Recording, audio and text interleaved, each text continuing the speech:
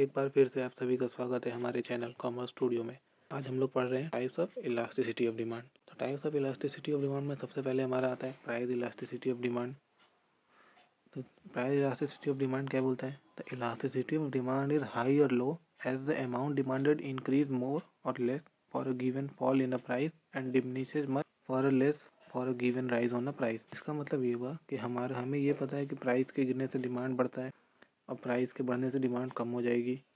लेकिन अब इसमें हमें ये देखना है कि प्राइस गिरने से कितना डिमांड बढ़ा। जैसे मान लीजिए हमारा प्राइस 10 था, अब वो गिर के 5 हो गई। डिमांड 20 था, अब वो 40 हो गया। तो इसका मतलब क्या है कि हमारा प्राइस हाफ हुआ, डिमांड डबल हो गया। तो ये हमारा यूनिटरी है। इसी तरह कि वो हमारा कि प्राइस के गिरने और बढ़ने से किस रेंज में हमारा डिमांड बढ़ा घटा। हमारा जो जितना प्राइस गिरा उससे कम डिमांड कम हुआ, हिसाब से हमारा डिमांड कितना कम बढ़ा। इसका मेन मकसद ये देखते हैं कि हमारा प्राइस गिरने से हमारे कितने डिमांड में कितना इफेक्ट आया। कि हमारा जैसे प्राइस मान लीजिए हाफ हुई तो डिमांड डबल हुआ, तो ये यूनिटरी हो गई। अब हाफ हुई और डिमांड थोड़ा ही बढ़ा, ये हमारा हो गया लेस देन 1। तो इसी तरह हमारा कि इसका 4-5 पार्ट होते हैं, 1 इन्फिनिटी। ये वही कि हमें इसमें क्वांटिटी मेज़र करनी होती है कि डिमांड और प्राइस के बढ़ने घटने से हमारा डिमांड कितना बढ़ घट रहा है। ठीक है, तो अब इसका हम लोग फार्मूला देखेंगे। इसका फार्मूला क्या है? Q2 minus Q1 divided by Q1 whole divided by P2 minus P1 divided by P1। तो QT मतलब हो गया हमारा क्वांटिटी डिमांडेड प्राइस गिरने के बाद का, माइनस Q1 जो हमारा क्वांटिटी डिमांडेड था प्राइस के पहले, डिवाइडेड बाई क्वांटिटी Q1 मतलब हमारा क्वांटिटी डिमांडेड प्रीवियस वाला। Q2 हो गया हमारा आफ्टर, Q1 हो गया बिफोर।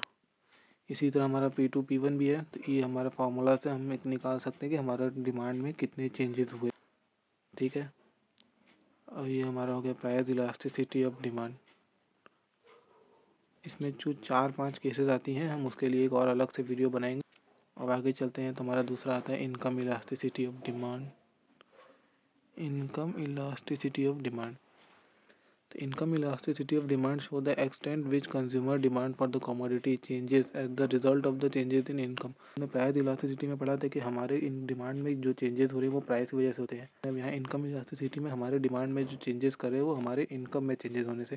तो इसमें हम लोग यही निकालने की कोशिश करते हैं कि हमारे इनकम में चेंजेस होने से हमारे डिमांड में कितने चेंजेस हुए। इसका फॉर्मूला होता है percentage change in the quantity demanded divided by percentage change in income. कि हमारे क्वांटिटी में कितना चेंज हुआ डिवाइडेड बाई हमारे इनकम में क्या चेंज हुआ। तो उससे हमारा types of income elasticity of demand निकलेगा। ये 3 टाइप का होता है, जीरो, पॉजिटिव एंड नेगेटिव। इसका ग्राफ आगे बताएंगे तो अच्छे से समझ में आएगा। मतलब हमें इनकम इलास्टिसिटी में यही है कि हमारे इनकम में जो चेंज हुआ उससे हमने डिमांड में क्या चेंजेस हुई। हमने प्राइस में पढ़ा था कि डिमांड में के चेंजेस हमारा प्राइस के बढ़ने घटने से होता है, लेकिन इनकम के भी बढ़ने घटने से लोगों के डिमांड में चेंजेस होते हैं। और उसका इफेक्ट 3 तरीके से हो सकता है, या तो जीरो होगा, पॉजिटिव हो गया, तो नेगेटिव हो गया। कुछ गुड्स ऐसे होते हैं, जैसे भी ग्राफ में देखेंगे तो कुछ गुड्स ऐसे होते हैं जिसको हमें नेसेसरी गुड कहते हैं। तो वो हमारा इनकम कितने भी चेंज हो जाए हमें वो गुड्स की जरूरत होगी।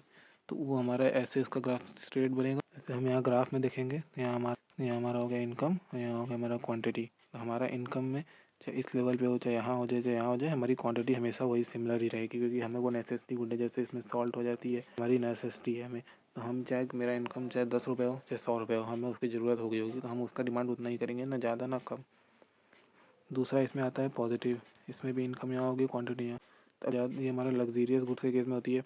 इसमें ये होता है कि हमारी इनकम बढ़ती है तो हम उस चीज़ की डिमांड और करते हैं। हमारा लग्जीरियस गुड्स जैसे कार्स वगैरह होती है, तो जब भी हमारी इनकम 100 रहेगी, या मान लीजिए हमारी इनकम 10,000 20,000 मंथली, तो हम उस टाइम पर हम वो अफोर्ड नहीं कर सकते, तो हम उस चीज़ की डिमांड नहीं करेंगे। लेकिन वही अगर हमारी इनकम मंथली में लैक्स में हो गई, हमें फिर उस चीज़ की हम डिमांड करेंगे। तो इसका मतलब यही होता है कि जैसे जैसे हमारी इनकम बढ़ती जाती है इस गुड्स में, तो हम उस तरीके के इसका डिमांड बढ़ाते जाते हैं। जैसे मानिए हमारा इनकम पहले यहाँ था तो हमारा डिमांड ये रहेगी, अब वही चीज़ में हमारी इनकम बढ़ के होगी तो हमने उस गुड्स की डिमांड ये होगी। तो ये हमारा हो गया पॉजिटिव। और ये होता है नेगेटिव वाला। तो नेगेटिव हमारा गिवन गुड्स होती है, ये हमारा पॉजिटिव का उल्टा होता है। हमें इसमें जैसे जैसे हमारी इनकम बढ़ती है हम इस तरीके के गुड्स का डिमांड करना कम करते चले जाते हैं।